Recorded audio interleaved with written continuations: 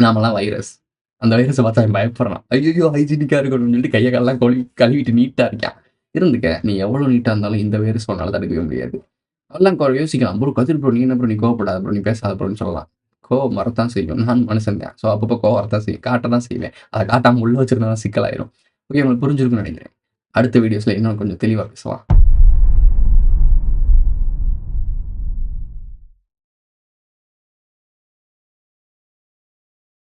Okay. இப்ப தற்போதைய காலங்கள்ல ராஜராஜ சோழன், ராஜேந்திர சோழன் இவங்கலாம் சொன்னாங்களா? இவங்கலாம் அந்த வணிகர் கூட்டத்துக்காக சண்ட போட்டாங்கன்னு பார்த்தீங்களா?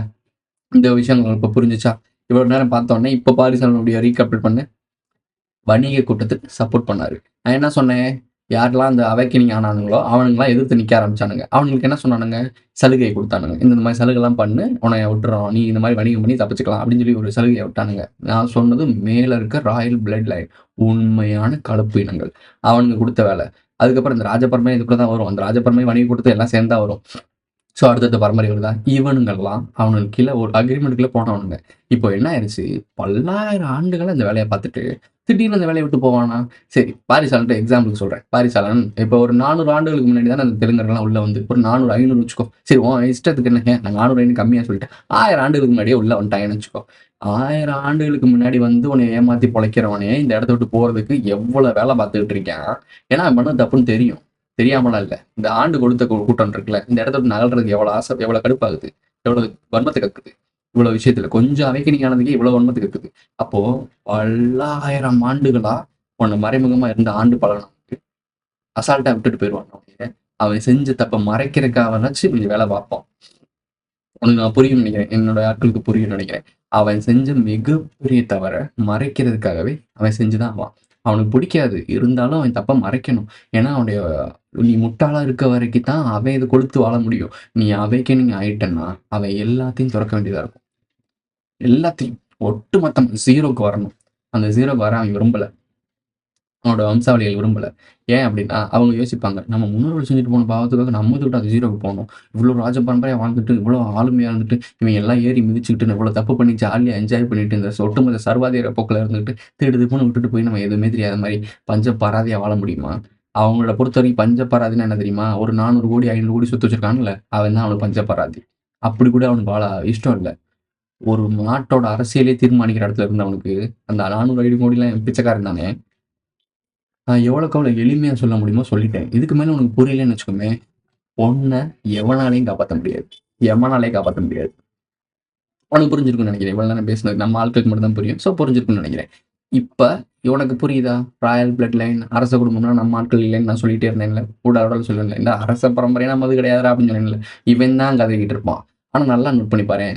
அரச பரம்பரை ராஜராஜ சோழன், ராஜேந்திர சோழன், பாண்டியர்கள் இவங்க யாரையுமே எங்க ஆளுன்னு எல்லாம் சொந்தம் கொண்டாடுறாங்களே தவிர, யாருமே இந்த ஆளுகன்னு சொல்லி எவனாலயும் டிடெக்ட் பண்ண முடியாது. அப்படி டிடெக்ட் பண்ண அப்படின்னா, அவங்க ஃபுல்லா மனித குலத்துக்கே இருந்து தனியான ஒரு லைனேஜ்ன்னு உனக்கு தெரிஞ்சிரும். அப்படி தெரிஞ்சிடக்கூடாதுன்றதுக்காக தான் மொத்தமா மன்னர்கள்னு முடிச்சு விட்டாய்ங்க. இப்போ திராவிடர்கள்னு சொல்லி ஒரு டேக் எதுக்கு உருவாக்குனான்? இப்போ அவன் வந்து ஒரு பேர போட்டு வந்தான்னா, "ஏய் இவன் நம்ம ஆளே கிடையாதுன்னு கண்டுபிடிச்சிருவேல்ல இந்த திராவிடர்கள."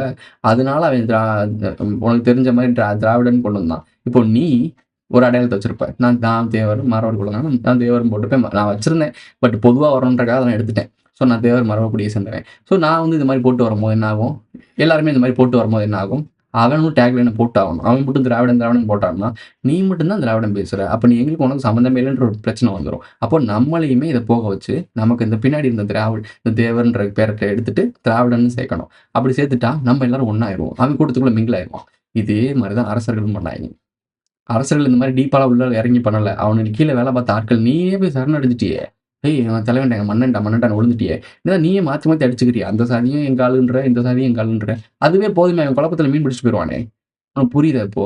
ஆனா மன்னர்கள் எல்லாருமே வேற மாரி ஒரு கட்டமைப்புல இருந்தாங்க. நான் சொன்ன ஆரம்பத்துல இருந்த மன்னர்கள்லாம் உனக்கான மன்னரா தான் இருந்தானுங்க. அதுக்கப்புறம் வந்த மன்னர்கள் இது பல்லாயிரம் ஆண்டுகளுக்கு முன்னாடி நடந்தது. சும்மா குறிப்பிட்ட இடத்துல சொல்ல முடியாது. ஆனா என்னால நடந்த விஷயங்கள உணர முடியுது. அதனால சொல்றேன். ஸோ இந்த இந்த இடத்துலலாம் அது நடந்திருக்கு. சூரிய வழிபாட்டல்ல, சந்திர வழிபாட்டல்ல இதெல்லாம் வேற மேட்ரு. இது அப்படியே அவுட் ஆஃப் சிலபஸ். உனக்கு புரியிற லாங்குவேஜ்ல நான் சொல்லியிருக்கேன். இப்போ இந்த பாரிசாலன் இவங்கலாம் மன்னர்களுக்காக கதர்றாங்கல்ல. ஏன் கதர்றாங்கன்னு இப்ப தெரியுதா? அந்த கூட்டத்தில கடைசி எச்சங்கள் இவைங்கலாம். அவங்களுக்கு எதிரா நம்ம செயல்பட்டுட்டு இருக்கோம் பாரு. நான்லாம் யாருமே இல்ல. எனக்கு எந்த ஒரு ஐடென்டிட்டியும் இல்ல.